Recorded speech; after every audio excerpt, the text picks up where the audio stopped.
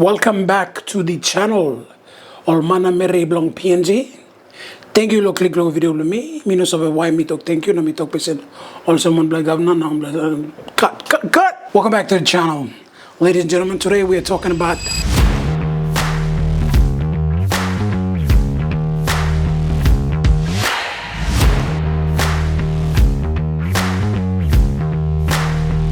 ZR.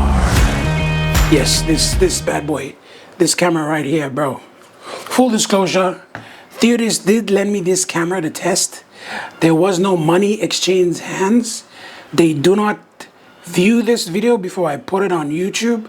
These are my opinions, and yeah, that's just that.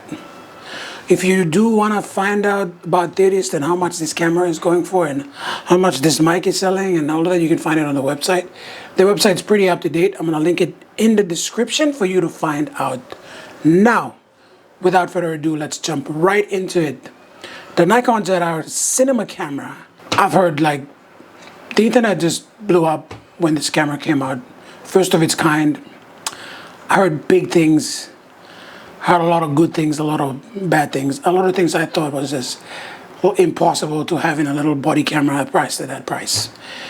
But it's all true. The hype is real. This camera is insane for the size and the price point. Mate, you're crazy. Let's get right into it. I'm gonna go over three things. I'm not a very technical person, and I know most of you watching do not want to know about the jargons and whatever frame rates or whatever, all of that bullshit, right? But if you are a technical person, I'm sure there's lots of reviews out there. I'm just gonna go over what I like about the camera, what I don't like about the camera, who the camera I think is made for, and is it worth the investment? Number one, what I like about the cameras. I like the big screen. Yo, look at the size of that. Like, I thought about mounting a monitor and seeing it'll work, but with the screen size, it's like my phone. It's like the same size as a iPhone, a Pro Max. So really, look at it. Look at the size of it. I don't think you can go wrong with the screen, and it's really bright. I've shot outside, outdoors, in low light as well. You can adjust the brightness of the screen back and forth, so it's so good. The next thing would be the interface, the user interface of the Nikon. I started with a Nikon, so I know what the interface is, and it's pretty similar to this one. So I thought it was going to be like some sort of complex red system, but it wasn't. It was just a Nikon system that you go and change the video formats, and then like it was just simple, easy to understand. Anybody who's used a Nikon before can just pick this up and understand where to find what setting. So to me, that's a tick.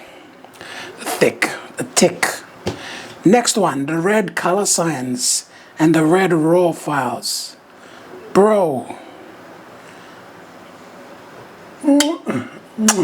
I mean, just look at this. I'm gonna put some footage up, and then we'll tinker with it, and you'll see. You can get away with stuff, bro. Like, if your white balance is off, you can fix it in post. Not to say that you shouldn't fix it in camera, but you should fix it in camera. Don't fix it in post. Do not fix it in post. Anyway, moving on. Open gate. You can size up the footage, crop it in, and not lose the quality. Bro, shoot landscape. Shoot in landscape. Film video landscape, bro. And then you can size it again. Bro. Mind blown. Mind blown. Audio, 32-bit float. You can, it's literally raw audio. And also the raw video. Let me get to that. The raw video files. The sizes are freaking massive. Okay. I kid you not. I recorded like a 40-minute cooking session with Chef Jules. 223 gigs. My hard drive's cooked, bro. If you're trying to get into this, buy hard drives, buy SD cards, you're gonna need them. The lens mount options. Currently, this is attached to a Sony Sigma 16-35, and you can use a Canon mount. So this is an adapter. It's a PL adapter, E adapter actually. It's I forgot what it is, but I'll put that adapter link as well. Everything you'll find about this camera is going to be linked in the description, so go click it and check it out. But it has other adapter options for Canon lenses, PL lenses, cinema lenses, L lenses as well. Bro, plus for me, that's a thick. Customizability, there's like custom buttons at the top that you can press to custom little things. And a photo to video dial switch. Instant, bro. Ah, man, it's just... I'm a fan. I'm a fan. I am sold. Everything about this camera I like. Except for the grip. Now, moving on to the things I don't like. The battery grip. The battery life. Terrible. Understandably, because you're shooting at like 6K or 8K raw. If you continuously film, so I was filming at like bursts of 10 seconds, bursts of 30 seconds, but if you go for like a 2 minutes or 1 minute clip, the battery is just gonna drain. Because it's understandable, right? You're shooting at a higher resolution file, it's gonna chew up the battery, it's gonna chew into the memory card, so it makes sense, it's valid. So I shouldn't complain, but it may be a deal breaker for a lot of people.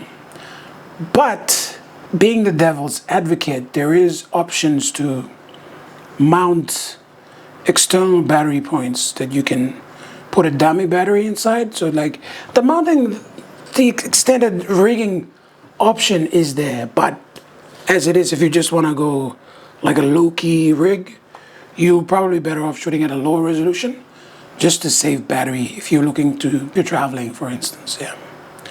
The other thing that I didn't really like is the HDMI size. I thought this warranted a full HDMI, but they just give you a little teeny weeny weensy mini HDMI. Like why disrespect a nice freaking build? Come on, Nikon, just put a full HDMI in there. Find a space, shove it in there. I mean, you put the SD card at the bottom. Also, terrible. I'm used to the side. I was going like this, but then I gotta do the hassle. Too much of a hassle. I'm lazy. No grip. The file sizes again. If you're gonna shoot on this, buy a lot of hard drives. One project would come with one project, one hard drive, and then charge the clients. Anyway, up to you. The battery grip, bro. You look at the camera. It's thin. It's thin. Look at it. My hand is like freaking huge. So look at it. Just look. If I go like this hand is just like that. So yeah, the battery grip is just, yeah, and it's flat too. It's not like there's no bump. You see what I mean? Like it's just flat. There's no cake. I'm sorry. It's just flat. And it's something to hold on to, you know, like a grip. Anyway, there's just little things like, otherwise, yo, who do I think this camera is for? Pros, definitely pros. Because if you're like a hobbyist, you don't need this camera. If you're just like, let me dabble in some red color science, fuck no, don't buy this camera. If you are like someone who's rich and just want to flex, probably buy this camera. The images out of it, I didn't really take a lot of good photos, but straight out of camera, no edits, whatever. Here's some images for you to look at. Top notch, bro. Like the details, the sharpness in itself, crazy good, crazy good. Yeah, this camera's like, if you're a pro and you're just looking for a backup camera, if you have like a Sony FX6 or FX3 and you just want to use a Nikon Red for like a backup B-roll camera or something, just, I don't know, then that's for you. But for some little people, entry-level cinema cameras like me, no. it is. If I were to pick one up, it's gonna be my step into the cinema world of. It's gonna be considered my entry level camera. You know what I mean?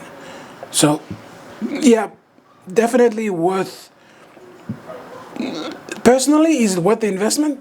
Yes, definitely yes. Now, this video is probably going to be longer than I anticipated, but it's a good camera. It's a great camera. Again, theodist is not paying me to say this, but go check out their website, buy their products. Just, I'm gonna have to save up now because I gotta buy this camera. I'm a little bummed out. I'm gonna have to turn it in tomorrow. I'm just gonna. Okay, that's it. If you like this video, I don't know, share it with a friend or something. Comment, whatever. I'll see you. Bye.